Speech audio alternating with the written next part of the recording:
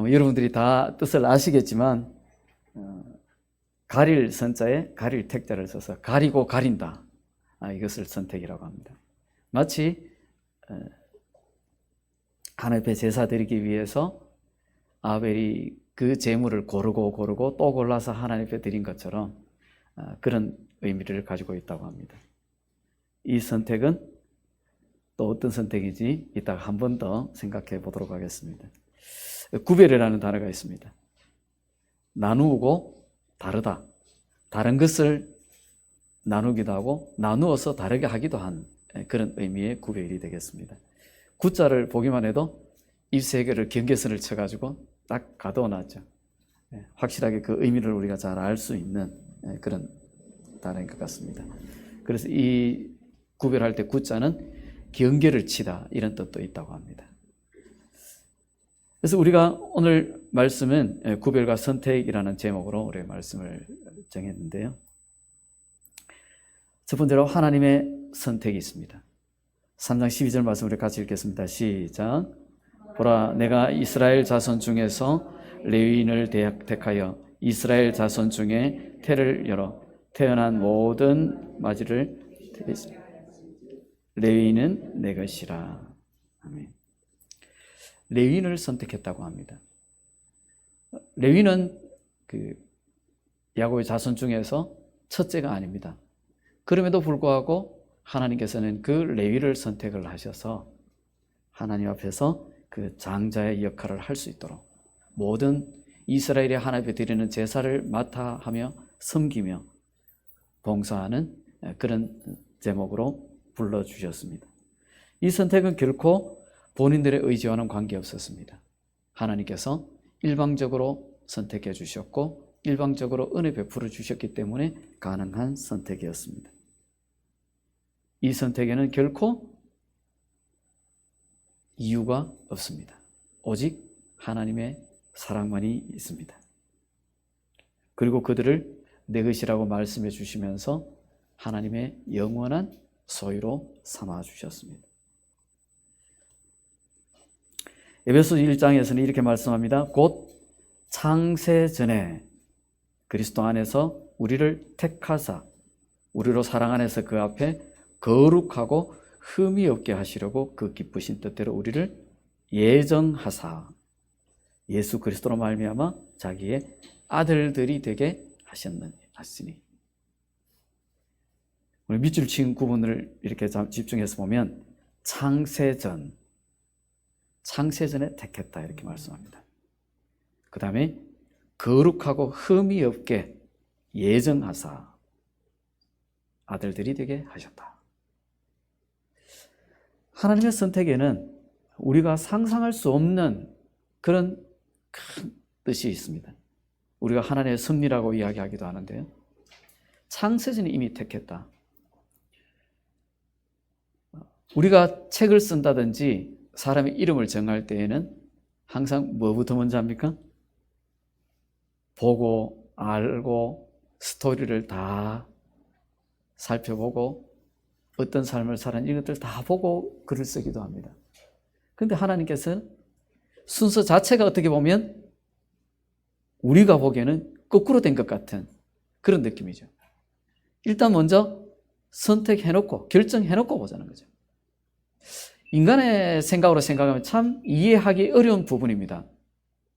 어떻게 이 일이 일어나기도 전에 결정해놓고 뭐들을 결정하지? 의논하지? 추진하지?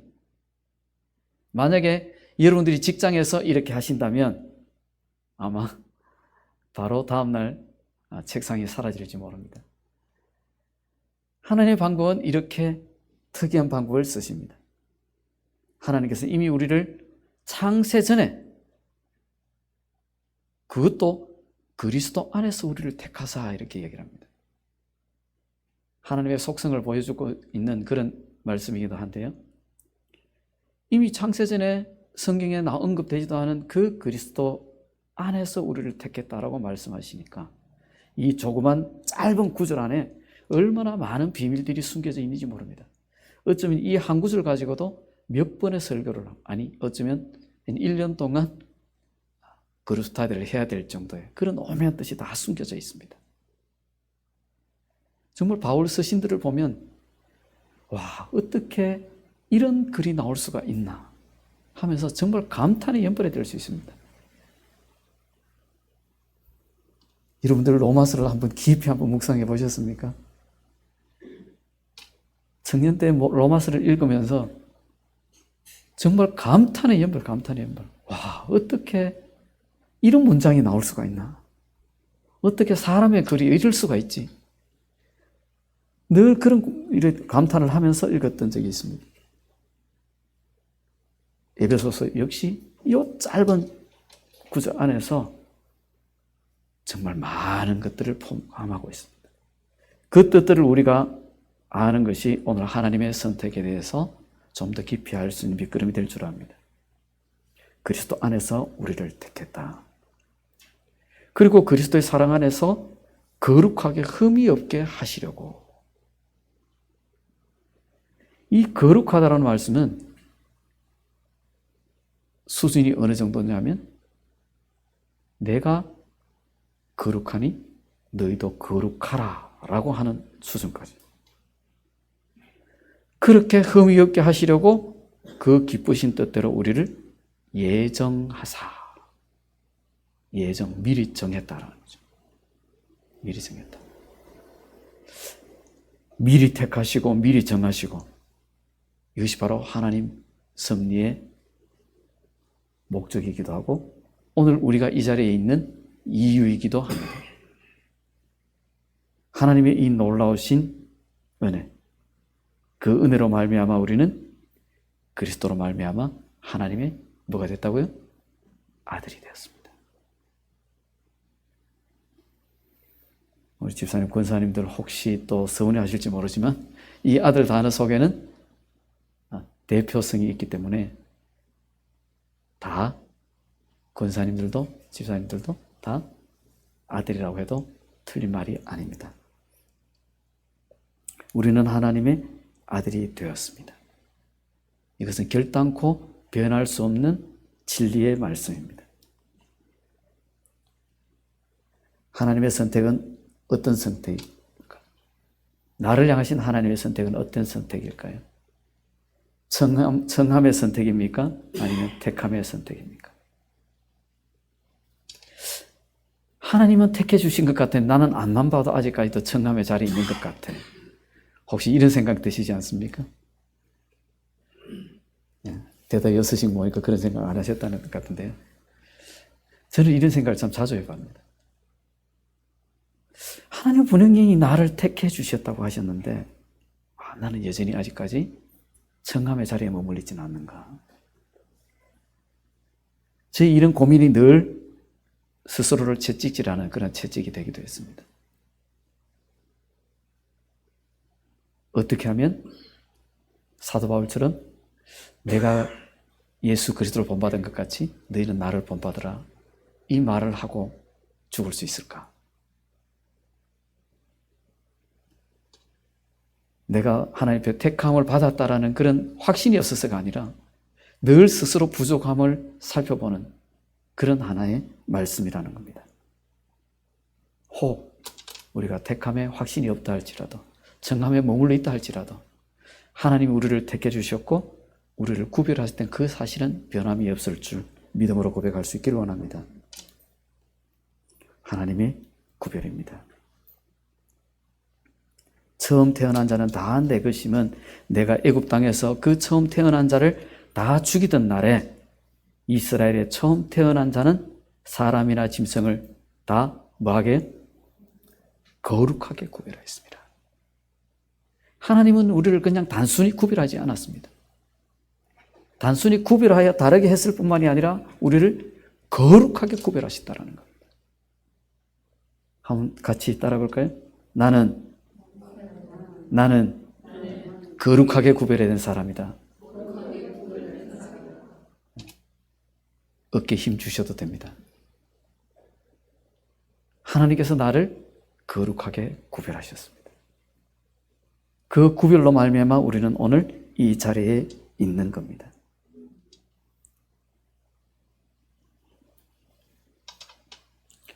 레위기 11장에서 이렇게 말씀합니다. 나는 여호와 너희의 하나님이라. 내가 거룩하니 너희도 몸을 구별하여 거룩하게 하고 땅에 기는 길짐승으로 말미암아 스스로 더럽히지 말라. 내가 거룩하니 너희도 거룩하여, 너희도 구별하여 거룩하게 하고 어떻게? 스스로 더럽히지 마라. 이 말씀의 핵심은 어쩌면 우리가 거룩하게 구별된 삶을 사는 데 있어서 가장 걸림돌이 되는 것은 누구라고요? 자기 자신일 수 있다는 겁니다. 스스로 더럽히지 마라.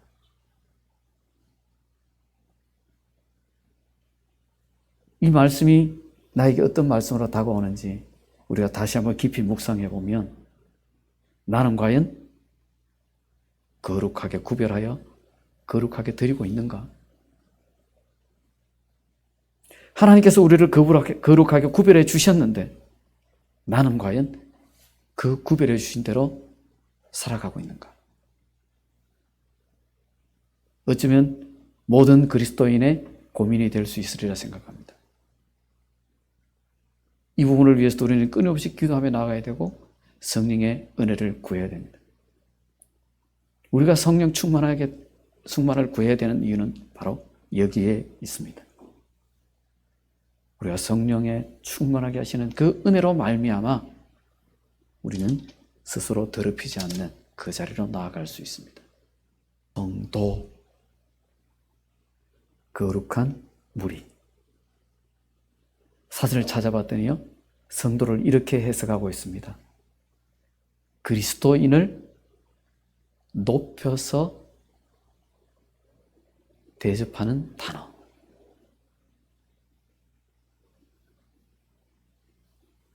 그리스도인을 높여서 사용하는 단어인데 어떻습니까? 우리는 성도입니까? 우리가 어딜 가든 우리는 성도입니다. 왜? 하나님께서 거룩하게 구별하셨기 때문에. 이미 우리는 하나님 사랑 안에서, 예수 그리스도 사랑 안에서 구별된 성도입니다. 그러면 우리는 성도로서의 신분을 결코 잊어서는 안 됩니다. 어떤 목사님은 이것을 신전의식, 신분의식 이렇게 표현하는 것 같습니다. 둘 다 틀린 말이 아니겠죠. 우리가 하나님 앞에서 그렇게 구별된 성도라는 그 의식은 하나님 앞에서 바로 살아가는 우리의 자세이기도 하고 우리의 태도이기도 하고 우리의 신분이기도 합니다. 사람이 신분에 걸맞지 못하게 살아갈 때 세상에 지탄을 받게 됩니다. 지금 축구협회 때문에 한참 온 나라가 시끄럽습니다. 왜 그렇게 시끄러울까요? 세상 사람들은 흔히 선후배 관계 주먹질도 가기도 하고 합니다. 그렇지만 그들의 신분이 뭐였기 때문에? 국가대표였기 때문에 그렇습니다. 대한민국을 대표하는 그런 신분이 있었기 때문에 국민들로부터 지탄을 받는 겁니다. 우리 역시 마찬가지입니다. 이 지구촌에서 우리는 대표 선수로 구별되고 선택되었습니다. 하나님께서 우리를 성도라는 신분으로 특별하게 발탁했습니다. 우리는 그 신분을 잊어버리면 안 됩니다. 어디를 갔으든 나는 성도라는 것을 기억하시고 성도라는 신분에 합당할 삶을 위해서 끊임없이 고민하며 몸부림치는 저와 여러분 되시길 축복합니다.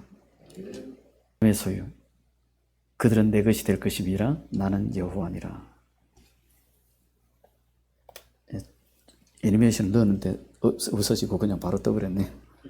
누군지 아시겠죠? 네. 이경혜 씨. 이분의 삶을 한번 볼까요? 이분이 하나님 앞에서 기도하며 받았던, 은혜 받았던 말씀이 바로 이겁니다. 하나님 앞에 다시 돌아오게 된, 못된 신앙이었지만 하나님을 떠나 있다가 다시 하나님께 돌아오게 된 말씀입니다. 우리 같이 한번 읽어볼까요? 시작. 야곱아, 너를 창조하신 여호와께서 지금 말씀하셨느니라. 이스라엘아, 너를 지으신 이가 말씀하시느니라. 너는 두려워하지 말라. 내가 너를 구속하였고 내가 너를 지명하여 불렀나니 너는 내 것이라. 아멘. 너는 내 것이라. 아까 우리 예배 전에 찬양도 들었는데 내가 너를 지명하여 불렀나니 너는 내 것이라. 1964년생인데요. 1984년도에 KBS 제2회 개그 콘테스트 대상을 받고 개그에 입문했습니다. 그러다 데뷔 3년 만에 퇴출됐대요. 원인은 기사에 잘 나와 있지 않은데 어떻게든 퇴출됐는데 급성 신부전증으로 그 퇴출되고 나서 양쪽 신장이 모두 썩어가지고 수술을 하지 않으면 안 되는 그런 상황이었는데 수술비가 없어서 병원에서 나왔답니다. 그리고 어머니가 이제 뒤에는 권사님으로 이야기하는데 이 당시에는 권사님인지 모르지만 어쨌든 어머니 권유로 인해서 기도원에 들어갔습니다. 그래서 하나님 이렇게 기도했대요. 하나님, 저 신부전증으로 죽는데요. 저 어떻게 해요? 이렇게 기도했더니 하나님께서 이 말씀을 주시더래요. 자기는 이제 죽는다고 유서까지 써놓고 기도했대요. 하나님께서 이 말씀을 주셔. 너는 내 것이다. 너는 내 것이다. 이 말씀 듣고 하나님 앞에 울며 기도했는데 이상하게 그 다음 날부터 신부전증이 회복되기 시작하더래요. 그래서 온전히 다 회복되고 이제 퇴원해서 방송에 복귀를 했습니다. 방송 복귀를 해서 뭔가가 좀 이렇게 새로운 게 있어야, 이슈가 있어야 이제 다시 인기를 유지를 할 텐데 뭘까 하다가 아까 뭐였죠? 너는 뭐다? 내 것이다. 이 말씀을 탁 떠올리면서 너는 내 거야. 이 유행을 만들어낸 거예요. 거기다 조금 애교를 섞어서 넌 내 거야 이렇게 대박 났습니다. 전국에 강연하러 다니고요. 난리가 났죠. 그래서 다시 이제 또 한 유행어가 뭐냐면 너는 내 밥이야. 생각나신 데 있죠? 여호수아 갈렙이 가나안 정탐을 마치고 돌아와서 저들은 우리의 뭐다? 우리의 밥이다. 가나안 족속 그 거대한 사람들을 보고 우리는 저들 앞에 메뚜기라. 저들도 우리를 그렇게 여길 것이다. 이렇게 보고를 하면서 했을 때 온 백성들이 그 소리를 듣고 두려워 떨 때 여호수아 갈렙이 하나님 앞에서 담대하게 나가 저들은 우리의 밥이다 라고 이야기해서 하나님의 뜻을 선포했다. 그래서 이 이경혜 씨가 했던 말이 내 유행의 모든 것 아이디어는 하나님입니다 라고 고백했어요. 이렇게 하나님의 뜻을 전하며 하나님의 뜻 안에서 살았던 그 사람, 그 한 사람이라 말미암아 하나님이 어떤 분인지를 증거했다. 정말 수많은 인생 역경 가운데서 그 외에 더 많이 있습니다. 제가 이 부분을 뺐는데요. 본인이 신부전증으로 그렇게 죽을 위기를 넘기고 본인이 이혼을 한 후에 어른들이 부모님이 너무 걱정을 하시고 어머니도 신부전증. 어머니가 간경화했어요. 어머니가 간경화하고 아버지는 위암. 그리고 나중에 재혼하는 남편도 간경화를 앓고 있는 분과 결혼해서 3명의 중환자들을 수발하며 활동을 했다는 그런 이야기가 있었습니다. 그 속에서도 늘 나는 하나님 거야. 넌 내 거야 라고 말씀이 그 하나님의 음성을 잊지 않았다라는 거죠. 우리는 하나님의 소유입니다. 세계가 다 내게 속하였나니 너희가 내 말을 잘 듣고 내 언약을 지키면 너희는 모든 민족 중에서 내 소유가 되겠고 너희가 내게 대하여 제사장 나라가 되며 거룩한 백성이 되리라. 너는 이 말을 이스라엘 자손에게 전할지니라. 세계가 다 하나님께 속했다고 합니다. 이것은 그냥 지나가는 말 중에 하신 것이 아니라 세상이 다 내게 속하였다라고 그냥 마침표를 찍으신 거예요. 문장 끝에 마침표를 꽉 찍듯이 마침표를 찍은 거예요. 자, 그게 조건이 있습니다. 너희가 내게 다 속했기 때문에 내 말을 잘 듣고 언약을 지키면 내 소유가 되겠고, 이 세상의 모든 것이 다 내 소유지만 너희가 내 소유가 되기 위해서는 내 말을 잘 듣고 언약을 지키고 그래야 된다. 순종해야 된다. 그래야 내 소유가 된다. 하나님께서 은혜 선물의 보따리를 준비하셨는데 우리가 손을 내밀어서 그 보따리를 잡지 않는다면 어쩌면 하나님은 그 선물의 보따리를 하늘로 가져가실 겁니다. 들려 올릴 것입니다.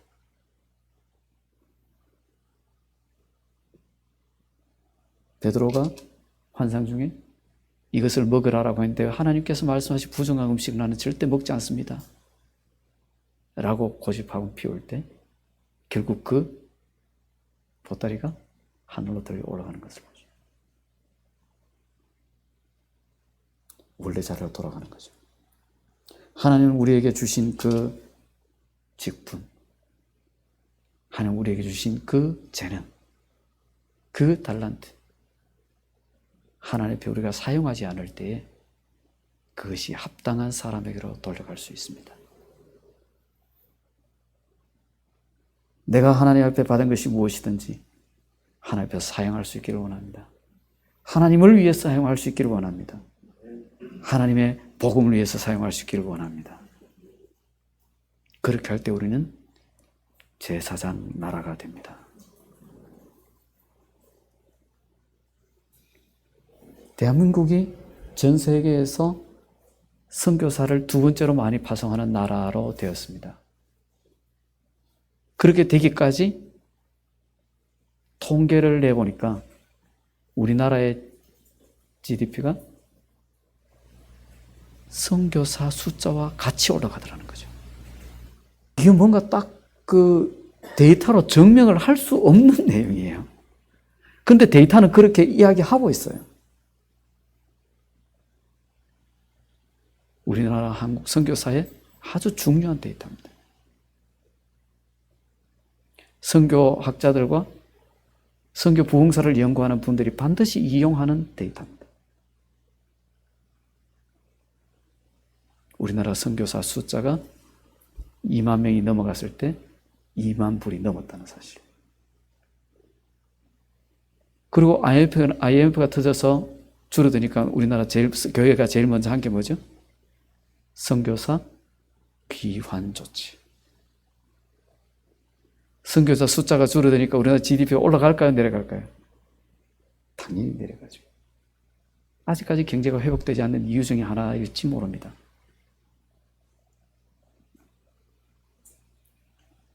제사장 나라로서의 어쩌면 힘을, 영향을 잃어버렸기 때문이 아닐까 염려는 됩니다. 그렇다고 단정은 할 수 없지만 염려는 됩니다.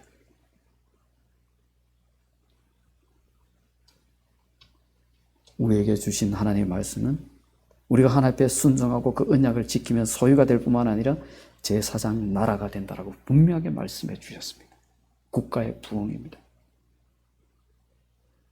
나라를 위해서 기도할 때 꼭 이 부분을 위해서 기도해 주시면 좋겠습니다. 그리고 너희는 거룩한 백성이 된다. 이미 우리를 거룩한 백성으로 불러주셨기 때문에 이미 우리는 하나님 앞에서 거룩한 백성입니다. 그렇지만 우리가 그 거룩한 백성으로서 영향력을 잃어버린다면 그 거룩한 백성이라는 그 직분은 어디로 갈지 아무도 장담할 수 없습니다. 하나님 앞에서 이 부분을 결단코 내려놓지 않기를 원합니다. 욕심내고 결사적으로 붙들 수 있기를 원합니다. 같이 한번 읽겠습니다. 시작.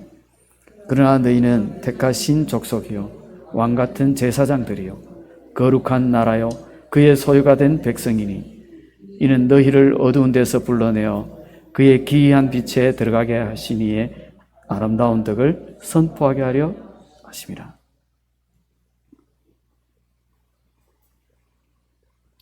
택하신 족속일 뿐만 아니라 왕같은 제사장이라고 얘기합니다.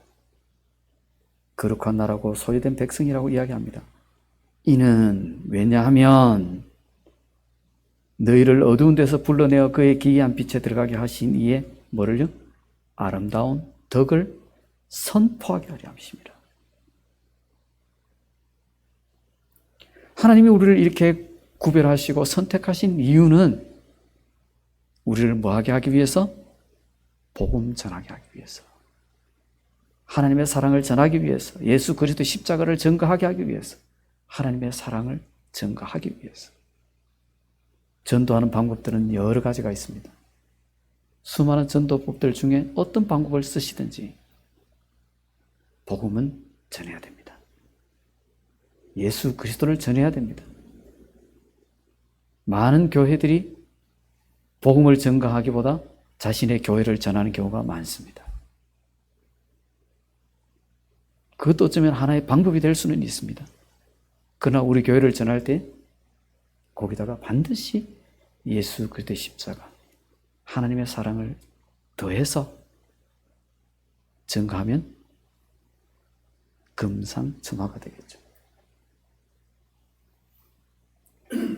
지금도 선교지에서 섬기시는 목사님과 많은 분들이 무엇 때문에 그것까지 갔을까요?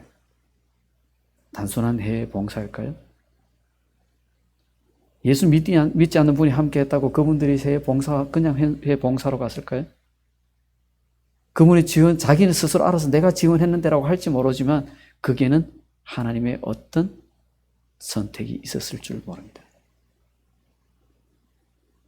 그분은 우리가 알 수 없는 부분이죠. 하나님의 섭리에 속하기 때문에.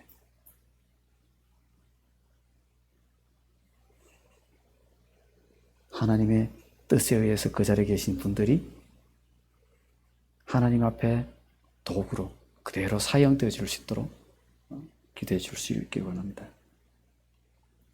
마지막으로 우리가 한 말씀 한 줄만 더 보고 마치겠습니다. 로마서 8장 말씀입니다. 우리 같이 한번 읽겠습니다. 시작. 내가 확신하노니 사망이나 생명이나 천사들이나 권세자들이나 현재의 일이나 장래의 일이나 능력이나 높음이나 깊음이나 다른 어떤 피조물이라도 우리를 우리 주 그리스도 예수 안에 있는 하나님의 사랑에서 끊을 수 없으리라. 아멘. 우리 39절 한 번 더 읽겠습니다. 천천히 말씀을 생각하시면서 시작. 높음이나 깊음이나 다른 어떤 피조물이라도 우리를 우리 주 그리스도 예수 안에 있는 하나님의 사랑에서 끊을 수 없으리라. 아멘. 두려워하지 마시기 바랍니다. 그 어떤 것도 우리를 하나님의 사랑에서 끊을 것은 아무것도 없습니다. 이미 하나님이 우리를 구별하여 선택해 주셨기 때문에 우리를 하나님의 백성으로 삼아주시고 제사장으로 삼아주시고 거룩한 나라로 삼아주시고 하나님의 소유로 삼아주셨기 때문에 그 어떤 것도 우리를 빼앗을 수 없습니다. 하나님의 선택과 구별은 영원한 선택과 구별입니다.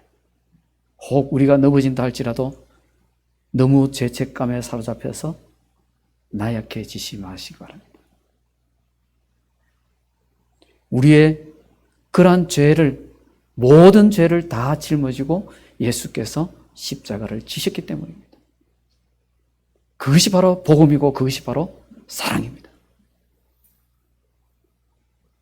우리가 혹 거룩한 삶을 살지 못한다 할지라도, 우리가 혹 넘어지고 쓰러졌다 할지라도, 혹 믿음 가운데에서 떠났다 할지라도, 혹 죄 가운데 있었다 할지라도,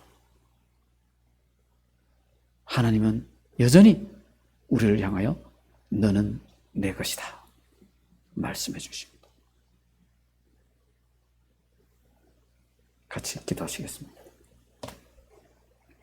기도하실 때 선교지사에 가시는 우리 선교팀들이 돌아오는 그 순간까지 정말 하나님 앞에 귀한 도구로 사용되어질 수 있도록, 자신이 알지 못하는 가운데 선택했지만 그것이 하나님의 섭리였음을 깨달을 수 있는 그런 귀한 되게 기도해 주시고, 또 우리 스스로도 하나님 앞에서 정말 하나님의 선택과 구별된 그러한 백성으로서, 하나님의 소유된 자로서 그 신분을 잊지 말고 신분에 걸맞는 삶을 삶으로 하나님 앞에서 믿음을 지키는 그런 우리가 될 수 있게 해달라고 같이 한번 짧게 기도하시겠습니다.